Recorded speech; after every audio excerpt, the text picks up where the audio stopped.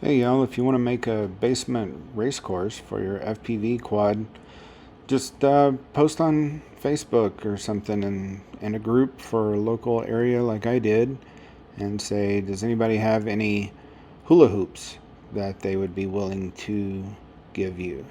And I found four of them for free almost immediately, went out and picked them up.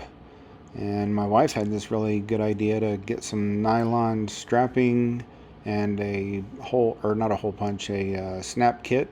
So she went and got that. And I mean, in no time, I was able to put together a race course in my basement.